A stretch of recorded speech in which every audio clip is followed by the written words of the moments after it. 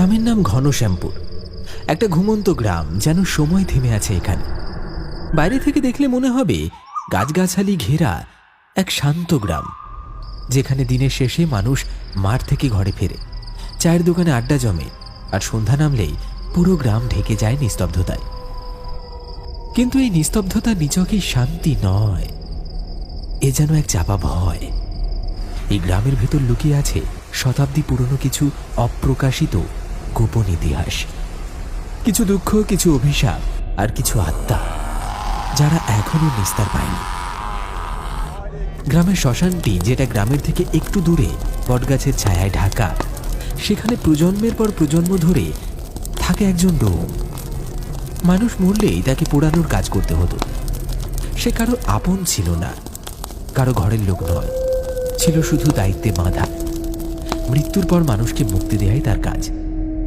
কিন্তু একদিন মৃত্যু এসে তাকে ছুঁয়ে যায়, আর ঠিক তখনই শুরু হয় এক অশুভ চক্র।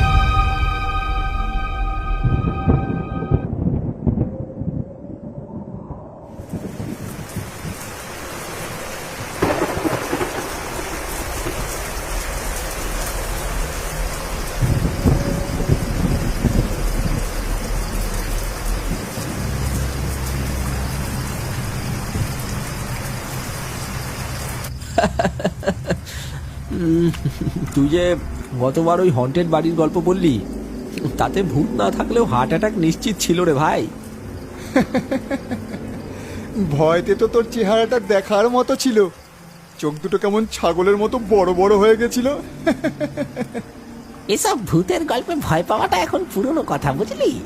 এখন তো সবই সায়েন্স, বুঝেছিস? ভয় না পাওয়া লোক দেখানো বলি। ভূত একবার সামনাসামনি দাঁড়া, তখন বুঝবি কার কাঁপুনি ধরে। সবাই নিজেদের মধ্যে গল্প করতে ব্যস্ত। ঠিক সেই সময় দোকানের সামনে দৌড়ে এলো পচা। সে থমকে দাঁড়ায়। তাকে এইভাবে আসতে দেখে সবাই চুপ হয়ে তাকিয়ে থাকে তার দিকে। সবাই তাড়াতাড়ি চল, শ্মশানের ধারে যে ডোম থাকে না, সে মারা গেছে। সাতকুলে কেউ নেই, একা পড়ে আছে, কেউ ওদিকে যেতেও চাইছে না।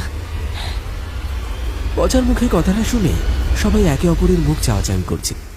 সুমনের চোখে অস্বস্তি, বিজনের ঠোঁট শুকিয়ে এসেছে। তবু ধীরে ধীরে মাথা ঘুরিয়ে তাকায় রাহুলের দিকে। হাসির বদলে সবাই চুপচাপ, যেন কিছু অজানা ভয় তাদের গলা টিপে ধরেছে।